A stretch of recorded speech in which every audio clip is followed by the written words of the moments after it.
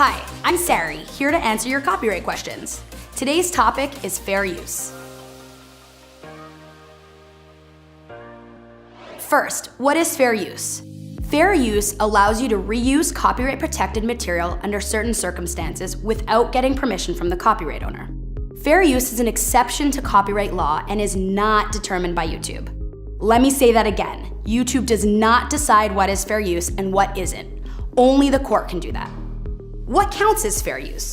Different countries have different rules about when it's okay to use material without the copyright owner's permission.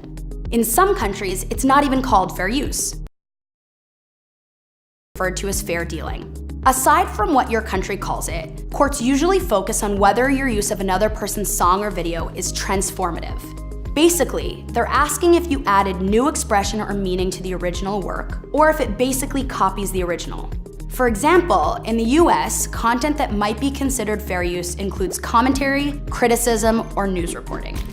Also, keep in mind that just because you say something's fair use, give credit to the copyright owner, or add a disclaimer like no infringement intended, it does not mean that you're protected. How is fair use determined by law? Determining fair use is never a cut and dry process. In the US, fair use can only be determined in court by a judge. The judge will look at your case overall based on a few different factors.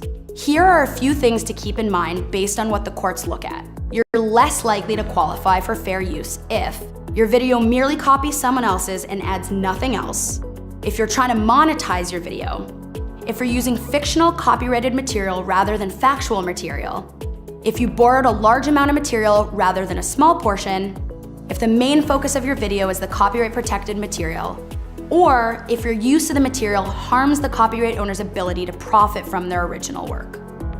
So, all of these are helpful factors to consider when thinking about fair use. But also keep in mind there is no guarantee that you'll qualify for fair use just because you take these factors into account. For example,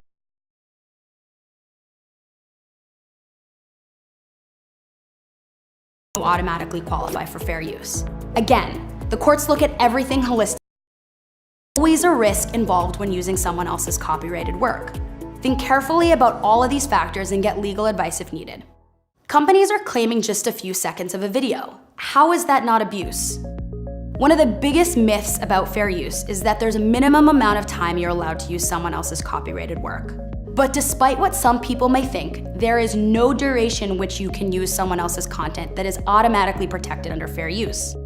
In fact, courts have rejected fair use arguments for songs that only sample a few seconds of someone else's work. So if you're using any amount of content that you don't own, even a few seconds, you're taking a risk of receiving a claim or a takedown. You have the right to argue fair use, but only courts, not YouTube, can ultimately decide whether the use of someone else's content is protected under fair use. Because of this, our approach has been to empower creators to remove claimed content whenever possible if they feel that it isn't adding significant value to their video. That's why we've built tools to help you easily identify the content being claimed in your video and remove or swap out claimed music with copyright-safe tracks from the free YouTube audio library. We're also now requiring claimants to add timestamps to these claims so you know exactly which piece of your video is being claimed. We've also updated our editing tools so that when you remove the content manually claimed in your video, the claim is automatically released, restoring monetization to your video if you were previously monetizing.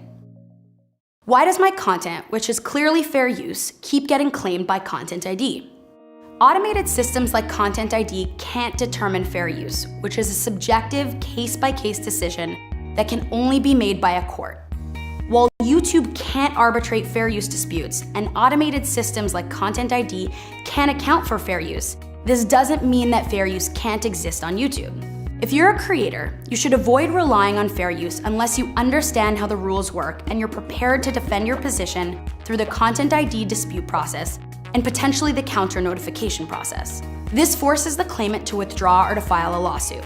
This isn't a decision that should be taken lightly or without legal advice, but it is the most powerful step you can take if you want to pursue a fair use defense and will force the most thoughtful review from the claimant. And that's it for fair use. Check out more info in our Help Center, linked in the description below, and be sure to check out the other videos in our copyright series, linked here.